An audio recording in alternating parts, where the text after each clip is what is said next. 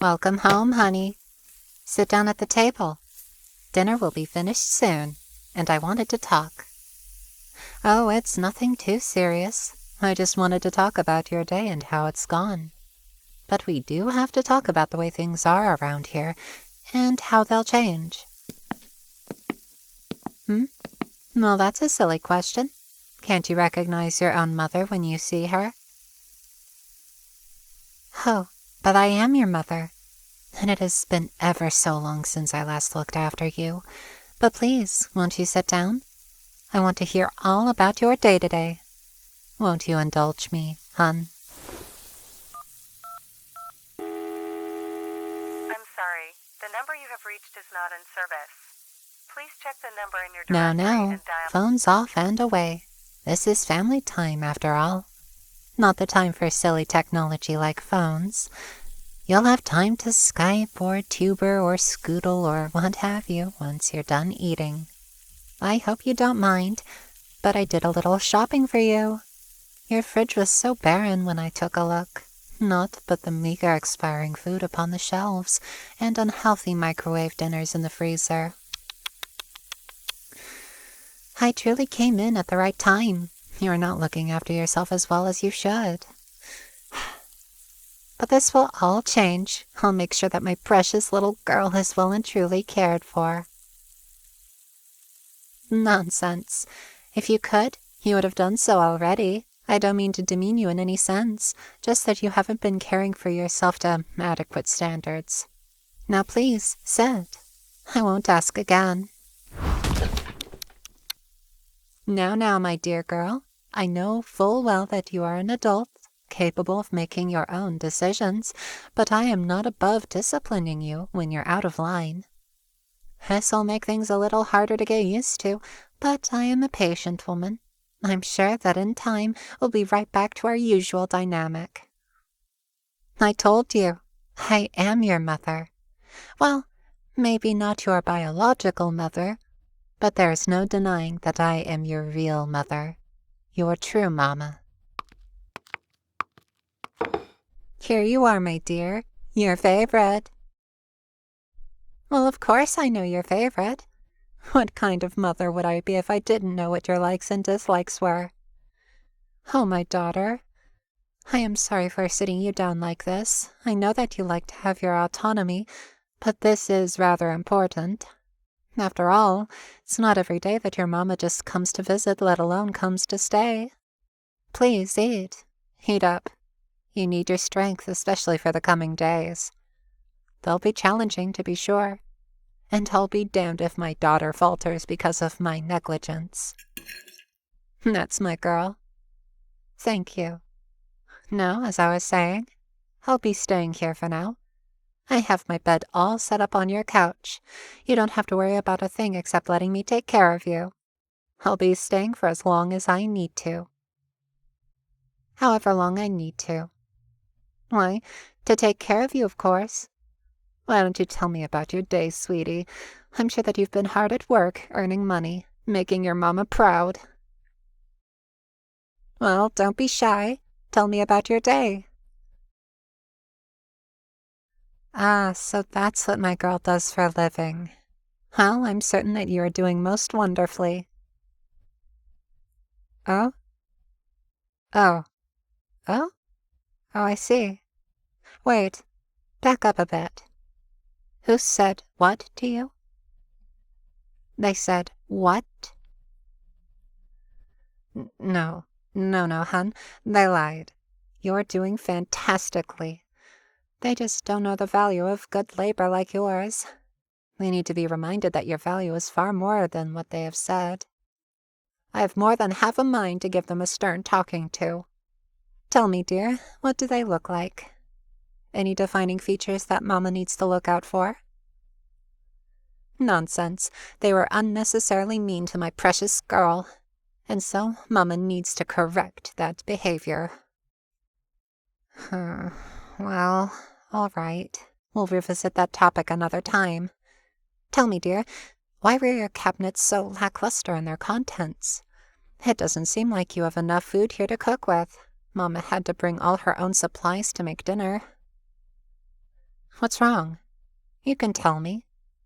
No, but you can. I'm your mama. Of course you can tell me anything. Mm-hmm. Mm-hmm. Huh? I see. So that's? Money sure isn't like what it once was, huh? My dear daughter. Oh, I remember when the dollar was invented. Oh, what days those were. The fashion sure has changed quite a lot. Oh, but my dear daughter, you still look fabulous in whatever you choose to wear, or nothing at all if it was your fancy. Ha ha ha ha ha ha ha. Oh, my dear girl, you look so scandalized. Does it really surprise you? Oh, I hardly care what other people think, so long as my daughter is comfortable, happy, healthy, and safe. And Mama's going to work hard to make sure that all 4 of those are done. I handled your linens, your laundry, and your dishes. I'll be handling them after you're finished eating as well. I must say, dear, you left quite a mess for me to handle, but nothing I can't deal with. Huh? But why shouldn't I? But I am, dear. I am your mother. That woman couldn't hold a candle to me. Would she come over at a moment's notice to make sure you're all right? Could she hear you from over 2 kilometers away to know in a heartbeat whether you're in danger? Could she hear the sounds of your heartbeat as you grow distressed or frightened? Could she sense when you're about to cry?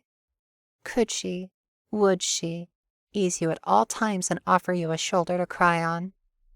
Would she pull you into a hug when you needed or wanted one, no matter the time of day or night? I can and will do it all. You're my little girl, after all. And I want to make sure that you are taken care of as best I can.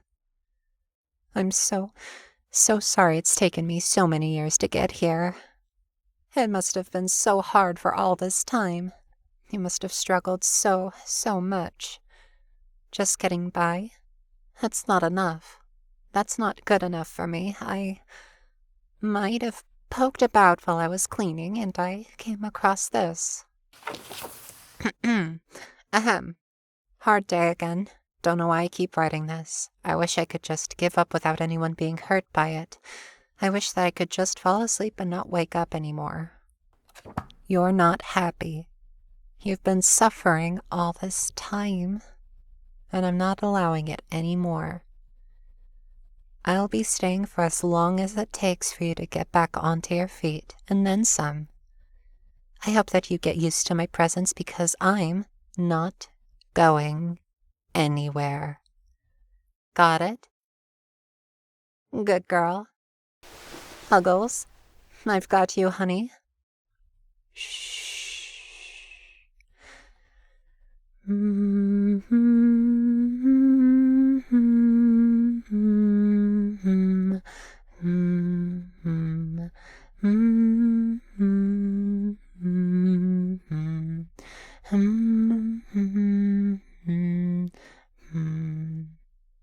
See? That's my girl. Don't worry, you can hug me as tightly as you want. I won't break. It must have been so hard for you to go through all this. I might not have all the answers, but I will strive to learn whatever I can, and I will do my best to be a good mother for you. You deserve no less, after all. Please listen to me. Why don't I tell you a story? When was the last time you were told a story as a child? Quite some time, I take it. My girl, for you, I always will. Of course. I think you might appreciate this one. Long ago, there was an ancient city. The citizens were wealthy and healthy, and they were happy. It was a tremendous and beautiful city on the coast, filled with beautiful peoples. There were vineyards that would make the finest grapes for wine, and the food, it was so rich and wonderful, it could feed armies for years. Ships would go to and fro and spread the word of this oasis of commerce and travel. People traded gold and silver for wonderful silks and lavish satin. They would weave them into comfortable, stylish clothes and beautiful tapestries. One day, a greedy dragon caught word of this extravagant city. I must take the city and all of its wealth and add it to my hoard, the dragon exclaimed. It spread its wings, and it flew a great distance to behold this beautiful city of wealth and happiness. You, the dragon roared, bring me your gold and your tapestries. Give me your wine and your food. Refuse, and I will burn your city to ash. Fearing for their lives, the citizens of this great city traded their happiness for safety from the blaze of the terrible dragon's breath. No longer did they weave beautiful clothes, as the silks and satins had to go into tapestries. They could only subsist on dry bread and water whenever they could get it, for their tasty feasts went into the maw of the hungry, greedy dragon. This wonderful city of light and laughter and love quickly became a shadow of its former glory. Ships didn't dare sail into the harbor, and since the citizens had no more gold to trade, they ran out of cloth. Where are my freshest tapestries? The dragon roared in anger. The people shook and cowered at the fury of the terrifying dragon. We cannot make more, the king pleaded. And the dragon burned him alive and ate him. Bring me more, or I will burn you next, he said to the next king. Such was the cruelty of the dragon. One day, a maiden appeared in the city, poor, dressed in rags and adorned in iron chains. Yet she was beautiful. Yes, the most beautiful woman in the city. She had hidden when the dragon first appeared, and yet her food had run out, and so she left the safety of her hole in search of something to eat. And as she roamed the alleys, the dragon spotted her whilst on his throne of castle walls. You, he growled to a guard. Bring me that girl.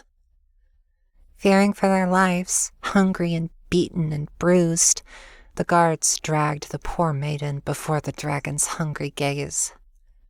Before, the dragon had hunger for beautiful tapestries and succulent meals. Now, this dragon held a hunger, a need for this maiden. He needed her love. You will love me, he growled to the maiden, and for a shaking moment it seemed like she would cower like the guards around her. And yet, she met the dragon's gaze with a look of disgust. She looked up at this thing, this tyrant of the skies and hoarder of gold, and she said, "No." The dragon's fury was something to behold. No one had ever told him no before. And he wasn't about to take it lying down. He roared loudly, "Take her to my throne room, imprison her there until she agrees to love me." And the guards did. She was kept in the throne room, now filled with gold and silk and satin, all stolen from the people of the city. And now she was sat atop it, its prisoner and its crown jewel. Every day, the dragon would approach her. Every day, it would lavish her with gold and dress her in the finest of all clothes, feed her the most succulent meals that he had. And yet she did not bow. She did not love this evil thing, this dragon that had taken all of this for himself. This dragon that sought to take her for himself. One fateful day, something slipped into the growing hoard of the dragon. A gold bottle encrusted with jewels, and inside was a poison most potent. A poison that could kill 1,000 elephants 1,000 times over. A poison that would even destroy a dragon like this one. A poison that could corrode his iron belly from the inside out. And without hesitation, without regret, the poor maiden dosed the dragon's next meal with it. The dragon cried out in pain as it reached his belly. "What have you done to me, you wretch?" He writhed and clawed at himself, his scales shedding and his wings flapping. Golden jewels flung every which way like sand, tearing the fine tapestries and pelting the poor maiden. Bruised and bloody from the rain of precious metals and stones, she could only say, "Only what you deserve, you pathetic greedy beast." With his dying breath, he spewed fire and venom, charring the insides of the throne room. The maiden managed to slip away by a hair through the door, which a guard had carelessly opened when he saw the commotion. No one stopped the poor maiden as she dashed away from the castle. The people were all stopped in their tracks in awe as the final thunderous cries of the weakening worm shook the skies. When they finally entered back into the throne room, they saw the dragon there, dead upon his throne of gold and jewels and burnt cloth. The people took back their treasures. Some fought, others shared. All of them stripped the dragon bare of what he had stolen. And the guards fashioned armor out of his scales and weapons from his bones and teeth. The new king fashioned a crown from his skull. And as for the poor maiden, she returned to her hole, just as poor as she was when she was taken, but richer in spirit. Those who saw her on the street would offer her food and a warm bed. She would take it, but would never stay in one place longer than a night before returning to her hole. She was not forlorn for her circumstance, no. She bore the biggest grin of them all, for she had killed the terrible greedy lizard and set them all free. That food and shelter was all she ever would need. The end. What did you think of that, my dear girl? Huh. But I see that you're tired from my tale. I've been speaking over long, and you have a big day ahead of you tomorrow. Don't you worry. I'll take care of everything. Please allow me. That's my girl. Cuddle up with Mama now. Oh, you're most precious to me. Don't you fret. I'll handle that evil man that hurt you today, and I'll make sure that you're safe and sound here. You know what? You don't have to go back to work if you don't want to. You can simply stay here with Mama until you're ready to go back out there again. You deserve this rest for all the struggles that you've had to go through without me. That's it. That's my girl. Close your eyes for me now. Good girl. Rest now. I hope that you dream of evil dragons and the heroes who stop them. I'm certain that you will be the most powerful hero of them all. But that is a tale you must tell me later. For now, you are here. You're safe. You're in the arms of your mother. And for now, I will keep you the safest that you will ever be. I will always be here for you, my dear child. I love you with all of my soul. I'll never leave you alone, ever, ever again. You have my word, daughter, and I will never break my word.